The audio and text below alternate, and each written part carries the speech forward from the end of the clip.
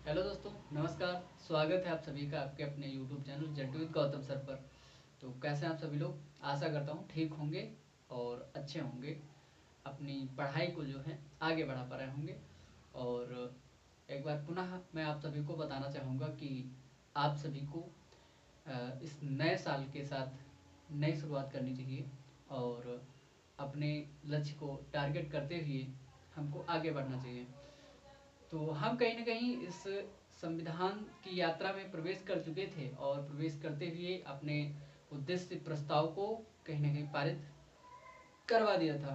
तो जब पारित करवाने के बाद में उसको स्वीकार किया जाएगा एज ए संविधान की जो वर्तमान प्रस्तावना है उसके विभिन्न एक तरह से मोतियों के रूप में या बेहतर शब्दों के रूप में तो संविधान सभा में इसको स्वीकार किया गया। उद्देश्य प्रस्ताव जो पारित हुआ वो 13 दिसंबर 1947 को, वर्ष 1946 को, 13 दिसंबर 1946 को पारित होता है और 22 जनवरी 1947 को उसको स्वीकार कर लिया गया। जब स्वीकार कर लिया गया तो उसको प्रस्तावना के रूप में आगे उसने मतलब संविधान में लागू किया गया। तो यहाँ तक कि हमारी यात्रा जो है पिछली हो चुकी है पॉलिटी में, इंडियन पॉलिटी की क्लास में, और इससे आगे की यात्रा को हम लोग कहीं ना कहीं बात करेंगे। तो आज बात करने वाले हैं हम लोग कि हमारी जो संविधान सभा थी, भारतीय संविधान सभा में, तो हमारी जो संविधान सभा हुआ करती थी, इस संविधान सभा में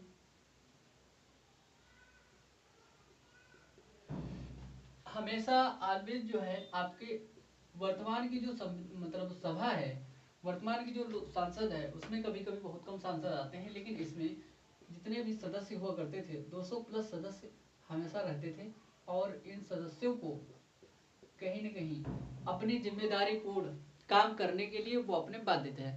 सदस्यों को मतलब सदस्य हमेशा रहे, 200 प्लस सदस्य हमेशा से रहते थे, ऑलवेज मतलब 200 से कम नहीं हुए।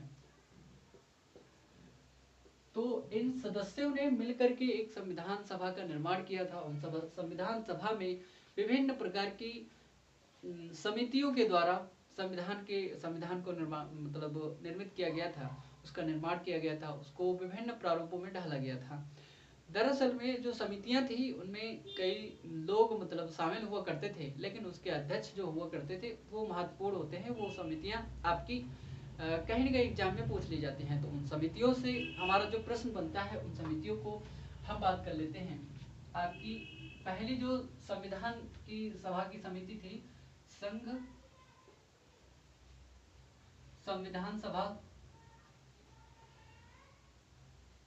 क्या नाम था उसका? संघ संविधान समिति।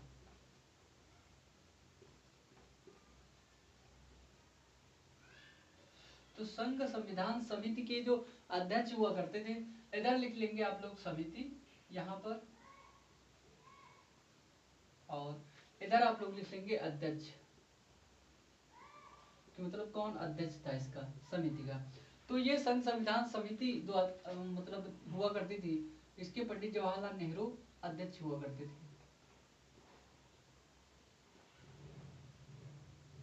पंडित जवाहरलाल नेहरू अध्यक्ष इसके हुआ करते थे। इसके अध्यक्ष कौन हुआ करते थे? पंडित जवाहरलाल नेहरू। और हम बात करते हैं आपकी कि ये जो संविधान संघ की संविधान समिति हुआ करती थी, तो प्रांतों में भी तो एक समिति हुआ करती होगी। तो प्रांत की जो हुआ करती थी, प्रांतीय, नाम है इसका प्रांतीय संविधान समिति। तो प्रांतीय संविधान की जो समिति हुआ करती थी, इसके अध्यक्ष कौन हुआ करते थे? इसके अध्यक्ष हुआ करते थे आपके सरदार वल्लभ भाई पटेल। क्या नाम था इनका? आपने लौह पुरुष के नाम से इनको जानते हैं, सरदार वल्लभ भाई पटेल।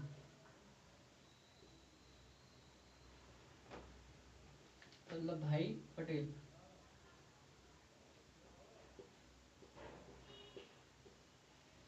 ठीक है, एक मिनट। तो आपकी ये कौन सी प्रांतीय संविधान समिति हुआ करती थी, इसके अध्यक्ष कौन थे? आपके सरदार वल्लभ भाई पटेल हुआ करते थे। दरअसल में जो प्रांतीय समिति हुआ करती थी, ये प्रांतों में कहीं न कहीं प्रांतों को एक करने के लिए गठित की गई थी। प्रोविंशियल कॉन्स्टिट्यूशन कमेटी, इसके अध्यक्ष कौन थे? इसके अध्यक्ष थे आपके सरदार वल्लभ भाई पटेल। एक समिति और हुआ करती थी मूल अधिकारों पर, मूल अधिकार, क्या नाम था इसका?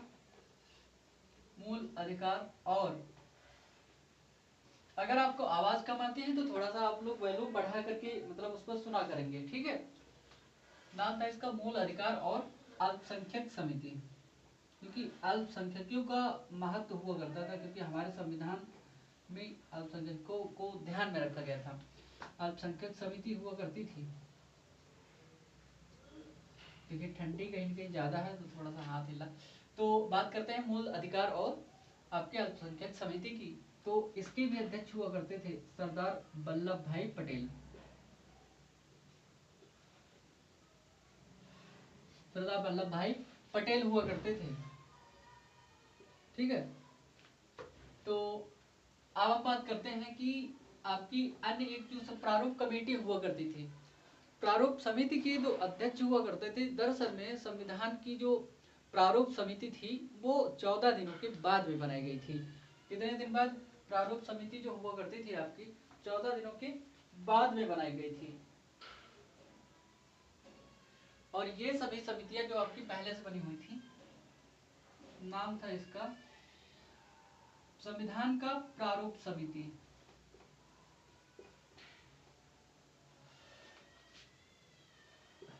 बाबा साहब भीमराव अंबेडकर मतलब इसके अध्यक्ष हुआ करते थे। ये बनाई गई थी 14 दिन के बाद में। इसका नाम है प्रारूप समिति के अध्यक्ष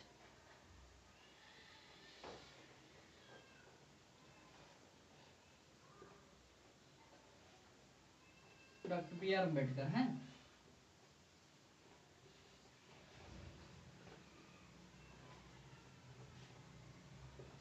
इसके अध्यक्ष हुआ करते थे बाबा साहब भीमराव अम्बेडकर। तो डॉक्टर बी आर अम्बेडकर। प्रारूप समिति जो हुआ करती थी ये 1947 जब हमारा देश आजाद हुआ था। इसको इसके कॉलम में अभी आप लोग लिख लेंगे, नहीं तो बाद में लिख लेंगे, ठीक है, कोई दिक्कत नहीं है। तो यहाँ पर जो हमारे अध्यक्ष हुआ करते थे, ये सभी अध्यक्ष जो मुख्य प्रारूप समितियां जो हुआ करती थी, इनके यही पूछे जाते हैं ज्यादातर। जो 4 समितियां हैं, यही 4 समितियों के बारे में ज्यादातर पूछा जाता है। और हम बात कर रहे थे कि मतलब आपकी जो संविधान सभा थी उसमें ऑलवेज जो है सदस्य 200 प्लस हमेशा सदस्य रहे थे। उसका कारण ये है कि हमारे जो सदस्य हुआ करते थे सभी लोग जिम्मेदार थे। तो संघीय समिति जो हुआ करती थी, संघीय संविधान की समिति, उसके अध्यक्ष पंडित जवाहरलाल नेहरू, और जो कि आगे चल करके हमारे प्रधानमंत्री बनते हैं। और जो प्रांतीय प्रोविंशियल कमेटी थी आपकी, कॉन्स्टिट्यूशनल कमेटी प्रोविंशियल, तो उसके अध्यक्ष थे हमारे सरदार वल्लभ भाई पटेल। और मूल अधिकार और अल्पसंख्यकों के लिए उनको जिम्मेदार माना जाता है, क्योंकि उन्होंने कहीं न कहीं हमको लौह पुरुष इनको कहा जाता है, सरदार वल्लभ भाई पटेल को। और प्रारूप समिति के अध्यक्ष जो हमारे हुआ करते थे डॉक्टर बी आर अम्बेडकर। अभी देखो बाबा साहब पर बहुत ज्यादा विवाद चल रहा था संसद में, जब गृह मंत्री अमित शाह का जो भाषण है, जो बयान है, उस पर बहुत ज्यादा बवाल चल रहा था। शायद अभी उस पर बहुत सारी टिप्पणियां हो रही हैं। तो देखिए, ये राजनीतिक मुद्दे कहीं न कहीं उठते रहते हैं, और हमें लगता है कि हमारे जो महापुरुष हैं उन पर टिप्पणियां करने से सभी को बचना चाहिए, और कोई गलत टिप्पणी ना करे तो हमारे हिसाब से बेहतर है। चाहे कोई भी महापुरुष हो, राष्ट्रपिता महात्मा गांधी हो, बाबा साहब अम्बेडकर हो, चाहे नेहरू जी हो, चाहे पटेल साहब हो, चाहे कोई भी हो, मतलब किसी भी नेता पे हमें अभद्र टिप्पणी करने से बचना चाहिए, या ऐसा नहीं कहना चाहिए। अगर कोई भी व्यक्ति किसी में आस्था रख रहा है, किसी को विश्वास है उस पर, तो आप छोड़िए उस चीज को, क्यों क्या ही कहना किसी का। तो ये सब गलत करते हैं, ऐसा नहीं करना चाहिए। बाकी लोगों को ऐसा लगता है तो कहते हैं, बाकी हमें उससे कोई मतलब नहीं है। क्वेश्चन अगर पूछा जाएगा तो वहां से पूछा जा सकता है बाबा साहब भीमराव अम्बेडकर से, क्योंकि ये प्रारूप समिति के अध्यक्ष हुआ करते थे।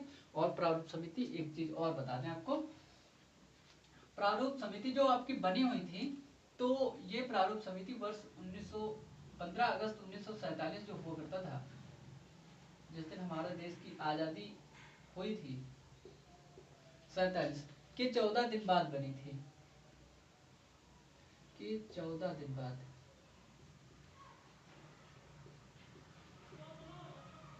तो 14 दिन बाद बनी होगी तो कब बनी होगी? 15 अगस्त है तो 29 अगस्त को बनी होगी ना। तो ये बनी होगी आपकी 29 अगस्त को, कहीं ना कहीं, माफ कीजिए, 29 अगस्त 1947 को तो ये बनी थी, ठीक, जिसके अध्यक्ष थे B.R. अम्बेडकर। तो बात कर रहे थे हम प्रारूप समिति की, तो प्रारूप समिति हमारी हो गई। और जो हमारी प्रारूप समिति हुआ करती थी, इसमें कुल जो सदस्य हुआ करते थे, या प्रारूप समिति में कुल सदस्यों की संख्या लिख लीजिए। प्रारूप समिति में कुल सदस्य, कुल सदस्य कितने थे? 7 हुआ करते थे, 7 सदस्य हुआ करते थे। इन लोगों ने संविधान का प्रारूप, मतलब एक तरह से स्ट्रक्चर, ढांचा तैयार करने का काम किया था। ये लोग मतलब संविधान के हर तरफ के मुद्दे को जानकर, समझकर, किस चीज को कहाँ पर लागू करना है, एक तरह से सेटलमेंट का काम सभी ने किया था, ठीक है। तो यही है प्रारूप समिति। इसमें 7 सदस्य हुआ करते थे, जिसके अध्यक्ष थे डॉक्टर B.R. अम्बेडकर। हुआ क्या, 21 फरवरी 1948 को क्या होता है आपका, 21 फरवरी 1948 को, 21 फरवरी 1948 को, सॉरी, होता क्या है, 21 फरवरी 1948 को जो संविधान हमारा हुआ करता था लगभग बनकर के तैयार हो गया था।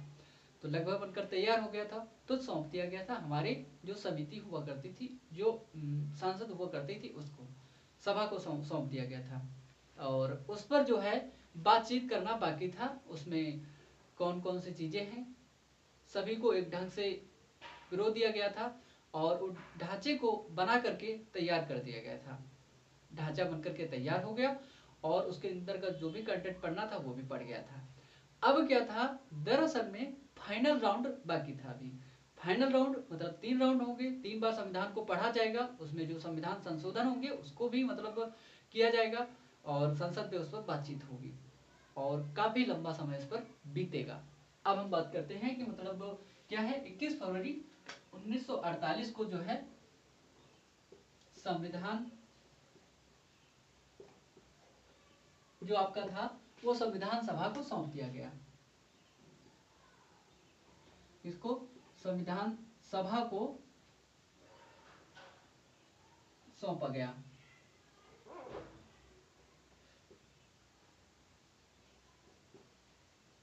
हमारी प्रारूप समिति ने कब सौंप दिया, 21 फरवरी 1948 को जो है हमारा संविधान लोगों के हाथों में दे दिया गया। अब क्या होता है, अब इस पर जनता के लिए, जनता को भी विचार करने के लिए रखा गया।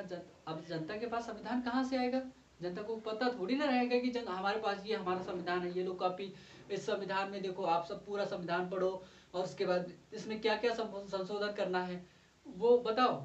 लेकिन नहीं, कहीं ना कहीं दूसरा तरीका अपनाया गया होगा, ये कि मतलब संविधान को कहीं ना कहीं उस पर जो चर्चा हो रही होगी उसको रखा गया होगा। जब उस चर्चा को रखा गया होगा कहीं ना कहीं, तो जब उस चर्चा को रखते हुए कहीं रेडियो पर, टीवी पर, मतलब कहीं ना कहीं उसको प्रदर्शित किया जा रहा होगा, तब तो जनता अपने राय दे पाएगी।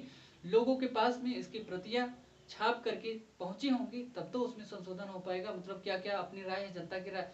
लेकिन इस पर जनता की राय को पूछा जाता है हमारे संविधान पर। तो जनता के कम से कम 7 से 8 हजार प्रस्ताव आते हैं कि आप इस चीज को लागू करिए, इस चीज को संशोधन करिए, ये ऐसे नहीं, इस चीज को ऐसे करिए, उसको ऐसे नहीं, यहाँ पर बदल करके ऐसे रखिए। ये सभी संविधान में संशोधन करने के लिए जनता के प्रस्ताव कितने आए थे, जनता के लिए सौंपा गया था, संविधान सभा को सौंप दिया गया। अब इस पर जनता को विचार करने के लिए भी, जनता को भी विचार करने के लिए कहा गया। क्या हुआ, जनता को भी क्या किया गया, विचार करने के लिए कहा गया था और जनता भी इस पर विचार कर सकती थी। देखिए यहाँ पर जब जनता भी अपना विचार रखेगी, प्रस्तुत करेगी, अपना मत रखेगी, तो ही वो संविधान अच्छा है, तभी उसको लागू करने के लिए बेहतर तरीके से उसको अपनाया जा सकता है, तभी उसको आगे बढ़ाया जा सकता है। इसलिए जनता को भी, जनता की भी यहाँ पर राय जो है मांगी जाती है हमारे संविधान के जो निर्माता थे उनके द्वारा। ठीक है, तो जनता को विचार करने के लिए दिया गया था। अब जनता जब विचार कर रही थी इस पर, तो जनता के कम से कम कितने, जनता ने 7 से 8 हजार संविधान में संशोधन करने के लिए बोले। मतलब इतनी बातें जो है 7 से 8 हजार, मतलब अपनी राय दी। 7-8 हजार जनता ने 7-8 हजार संशोधन प्रस्ताव भेजे। भाई कि आप इन चीजों को बदलिए, संशोधन प्रस्ताव भेजे, अपनी राय मतलब भेजी। जो पढ़े लिखे लोग रहे होंगे तो उन्होंने भेजा होगा, उस चीज को समझा होगा, जाना होगा कि भाई देखिए होता क्या है, किसी भी व्यक्ति को अगर अपनी व्यक्तिगत समस्या है तो उसको नहीं रखा गया। बाद में ऐसा लगा, देखिए अगर एक व्यक्ति की राय है तो वो कहीं ना कहीं एक दिमाग से निकल सकती है, एक इंटेंशन से निकल सकती है। इसीलिए हमारे संविधान सभा में या हमारी आज की संसद में या हमारे राज्यसभा में या हमारे लोकसभा में, विधान सभाओं में कितने सदस्य होते हैं, बहुत सारे सदस्य होते हैं ना, है ना, 545। देखिए कहीं ना कहीं जुकाम होने की शिकायत है, तो थोड़ा सा तबीयत हल्की कम वैसे लग रही है, ठीक नहीं।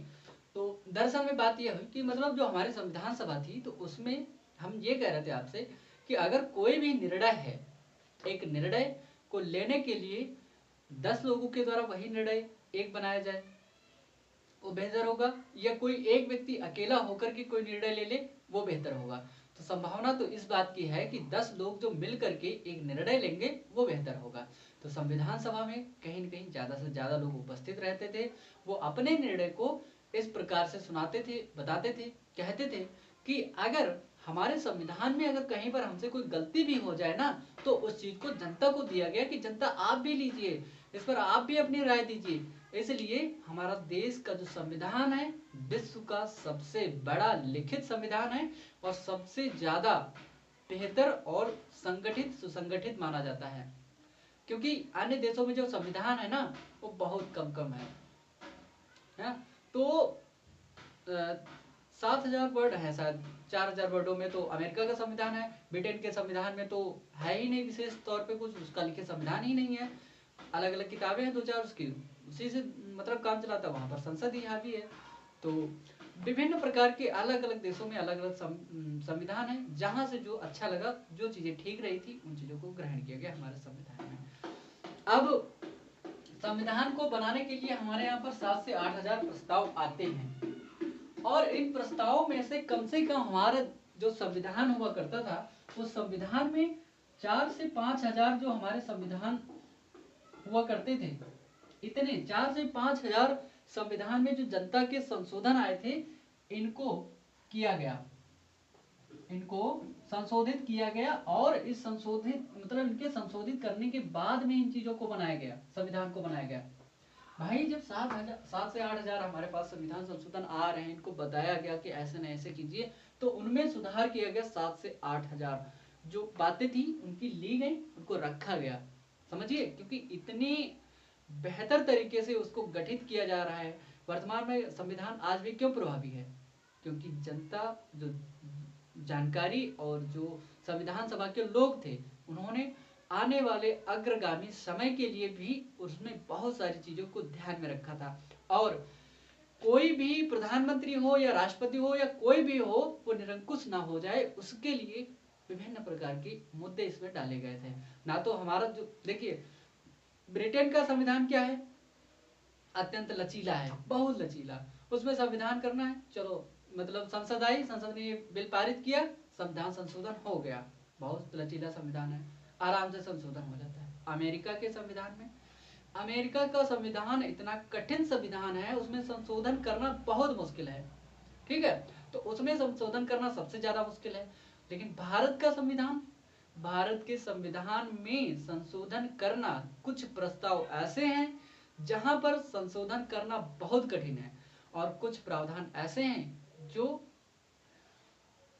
नॉर्मली संशोधित किए जा सकते हैं, और कुछ तो हैं, मतलब 3 भागों में डिवाइड किया गया है। फर्स्ट वाले बहुत कठिन है, सेकंड वाले नॉर्मल है, थर्ड वाले बहुत मतलब आराम से सरल है, इनमें कोई दिक्कत नहीं है, इनमें आप संशोधन संसद के द्वारा, संसद को जो मान्य है वही कर ले, कोई दिक्कत नहीं है। तो ऐसे हमारे संविधान को ढाला गया, ऐसे हमारे संविधान को जो है गठित किया गया है। अब क्या हुआ, जो प्रारूप समिति हुआ करती थी हमारे संविधान सभा की, जो ड्राफ्टिंग कमेटी थी, तो उस ड्राफ्टिंग कमेटी ने क्या किया, संविधान का 3 बार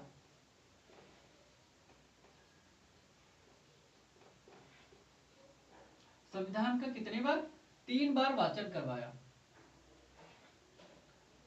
3 बार, एक मिनट, क्या हुआ, जो हमारी ड्राफ्टिंग कमेटी थी उसने क्या किया था, संविधान का 3 बार वाचन करवाया, मतलब सबके सांसद जो हमारी थी संसद में, संविधान सभा में पढ़वाया गया उसको, किसके द्वारा, प्रारूप समिति के द्वारा।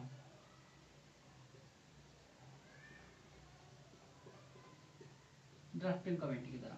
अब 3 बार इसको पढ़ाया जाएगा, और 3 बार पढ़ाने के बाद में इसमें बहुत सारे संशोधन किए जाएंगे। हमने बताया जो ड्राफ्टिंग कमेटी बनी थी आपकी 29 अगस्त 1947 को बनी थी। उसमें कुल कितने 7 सदस्य हुआ करते थे।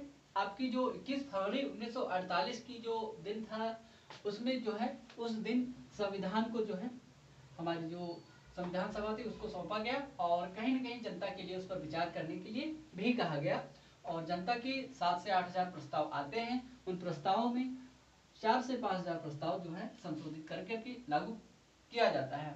हमारी जो संविधान सभा के अंतर्गत मुख्य ड्राफ्टिंग कमेटी हुआ करती थी, उस ड्राफ्टिंग कमेटी के द्वारा हमारे संविधान को जो है 3 बार कहीं न कहीं वाचित करवाया गया, और उसको जो है वाचन करवाने के बाद में तभी उसको लागू किया जाएगा। उसके बाद में भी जब वाचन करवाया जाएगा तो उसमें भी पॉइंट टू पॉइंट, जैसे कहते हैं ना, जब हम लोग अपना नोट्स बनाते हैं, मान लिया, देखिए संविधान का निर्माण कैसे हुआ।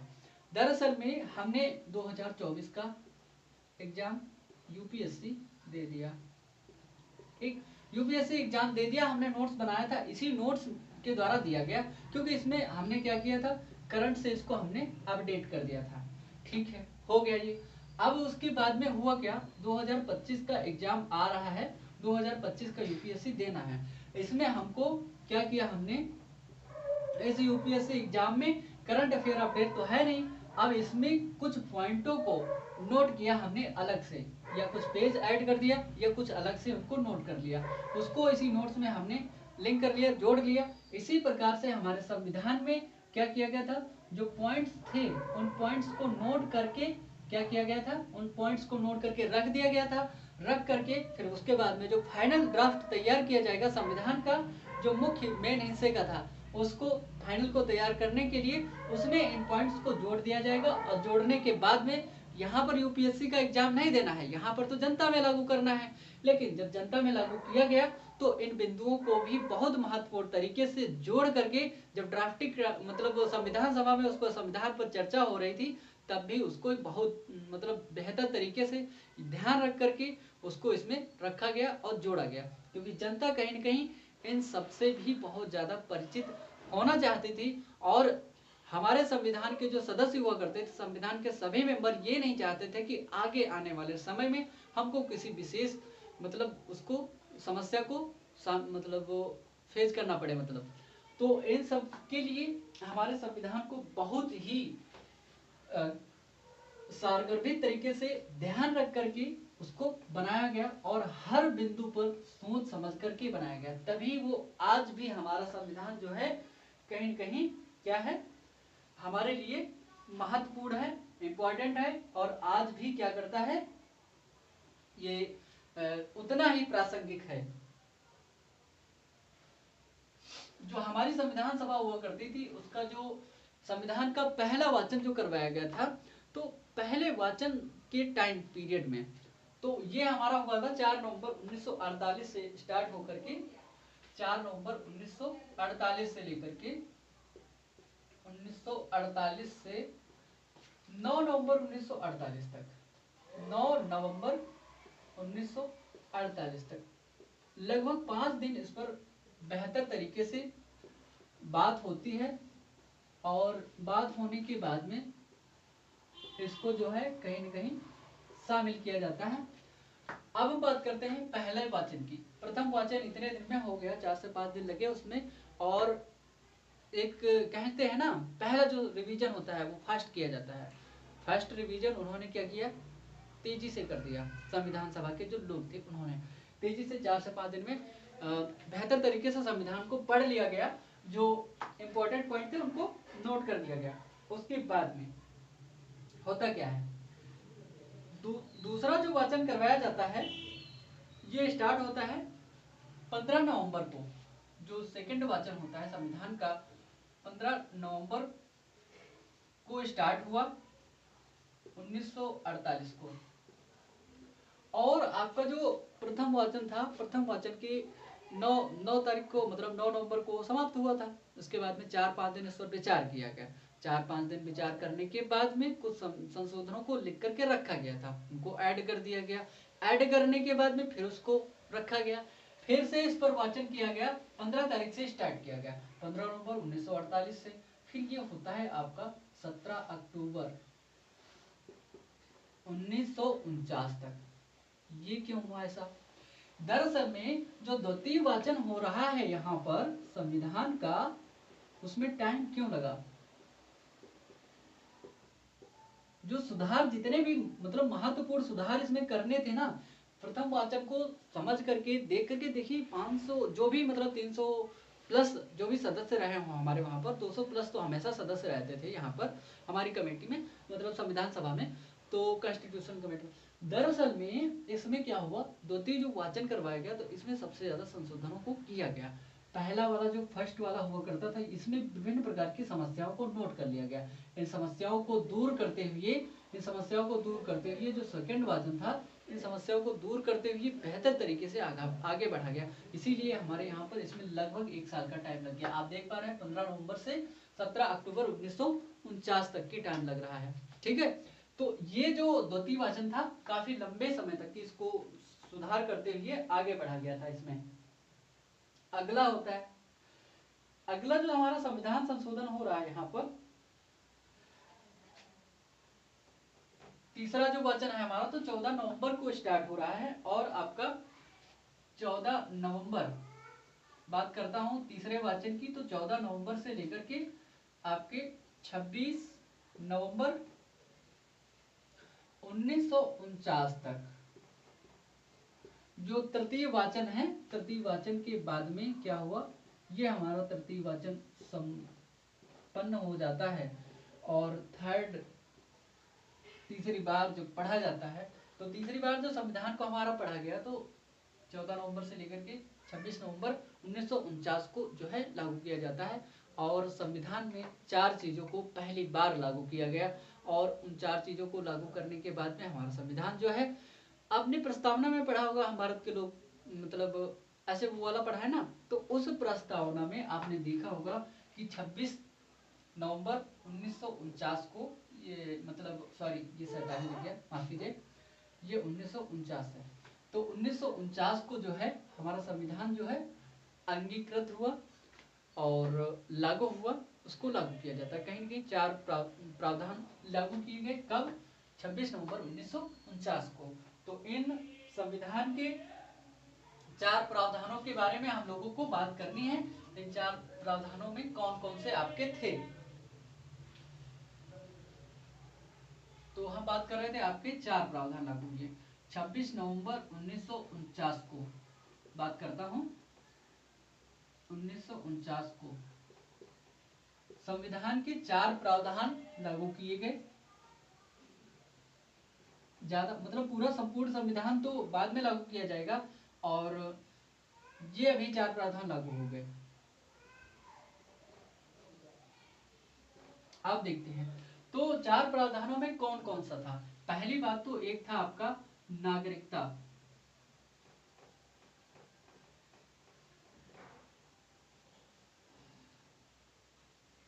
एक था निर्वाचन,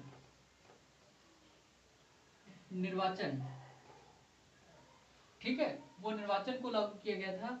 और तीसरी बात थी आंतरिक संसद,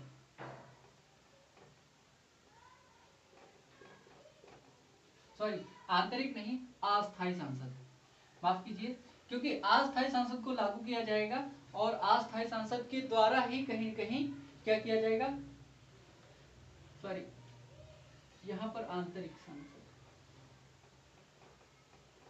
अस्थायी प्रावधानों को लागू किया जाएगा। आंतरिक संसद,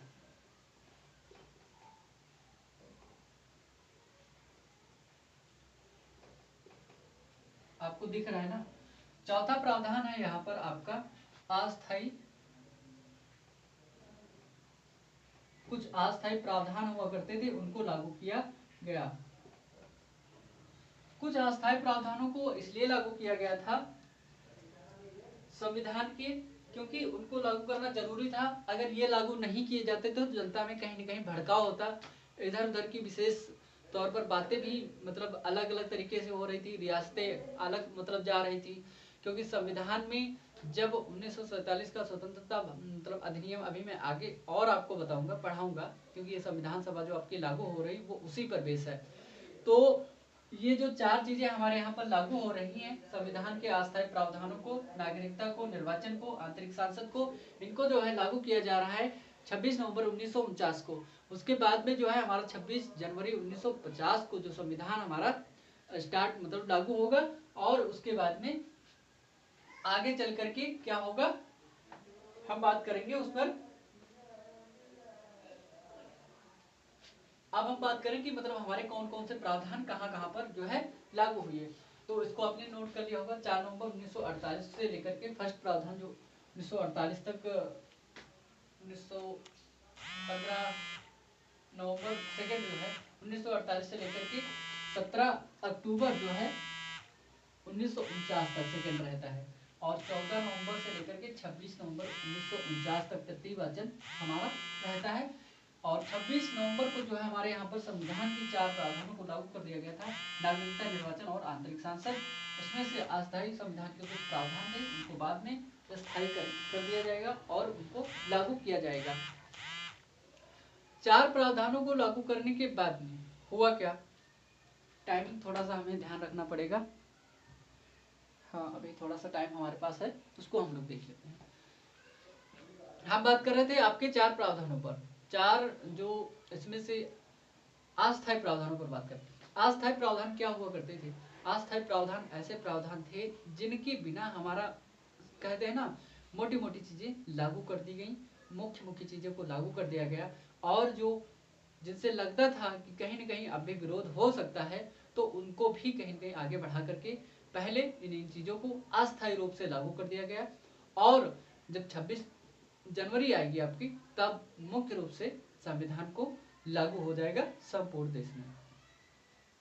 तब तक के लिए रियासतों को धीरे धीरे एकत्र किया जा रहा था, और तत्कालीन गृह मंत्री जो हुआ करते थे, उप प्रधानमंत्री जो हुआ करते थे आपके सरदार वल्लभ भाई पटेल, उनका बहुत बड़ा योगदान रहा हमारे देश को एक करने के लिए।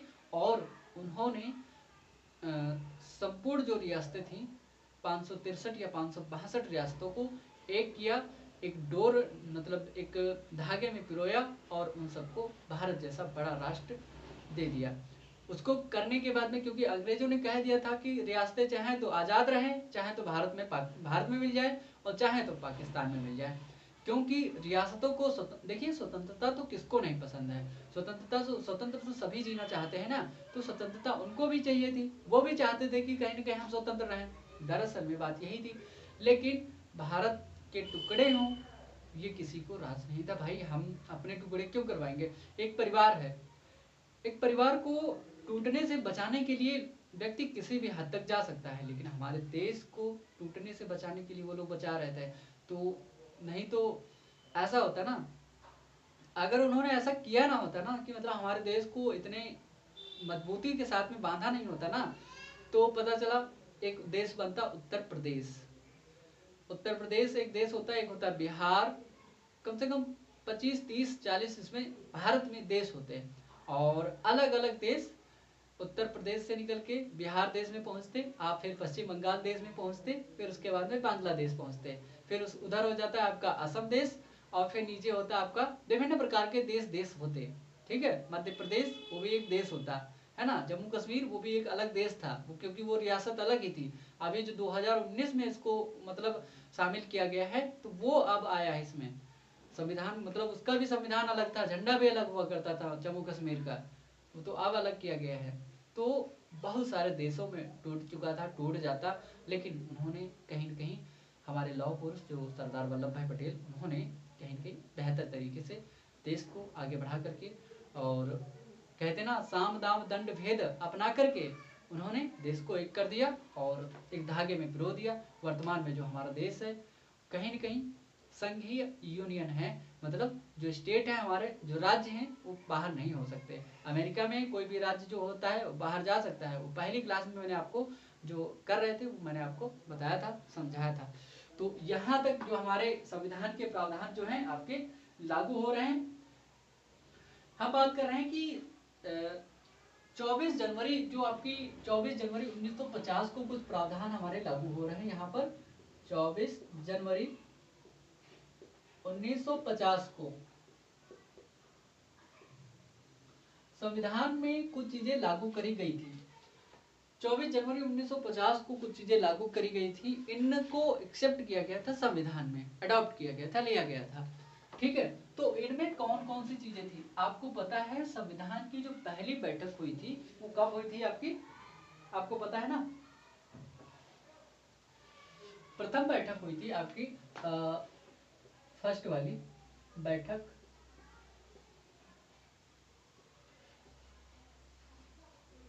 9 नवंबर 1946 को। तो जब हम बात करते हैं उसके बाद में जो 24 जनवरी 1950 है, उसको कुछ चीजें ग्रहण की गई थी, लागू करी गई थी। संविधान सभा की आखिरी बैठक होती है आपकी 24 जनवरी 1950 को। संविधान सभा की आखिरी बैठक, आखिरी बैठक कब होती है? 24 जनवरी 1950 को। राष्ट्रगान जो हमारा हुआ करता था क्या है? राष्ट्रगान को स्वीकार किया जाता है कब? 24 जनवरी 1950 को। 24 जनवरी 1950 को राष्ट्रगान को स्वीकार किया गया। ठीक है,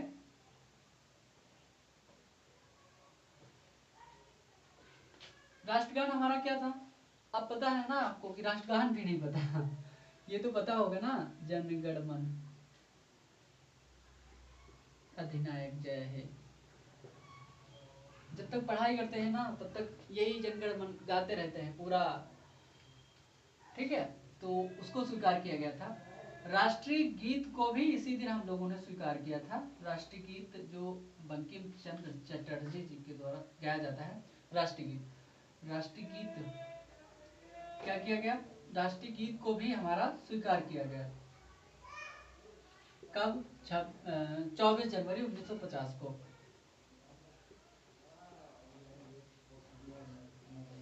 तो हमारा राष्ट्रीय गीत क्या है? वंदे मातरम, वंदे मातरम।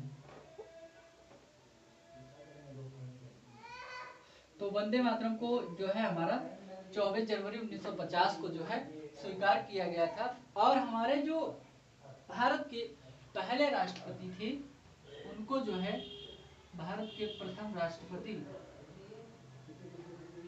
राष्ट्रपति कौन बने थे आपके पता है ना? जिसको ना पता हो तो आप लोग नोट भी कर लीजिएगा। राष्ट्रपति डॉक्टर राजेंद्र प्रसाद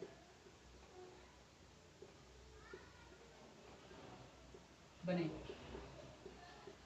ठीक है, तो पहली बार 24 जनवरी को ये सभी चीजें जो है लागू की जा रही हैं, संविधान के अंदर अडॉप्ट की जा रही हैं।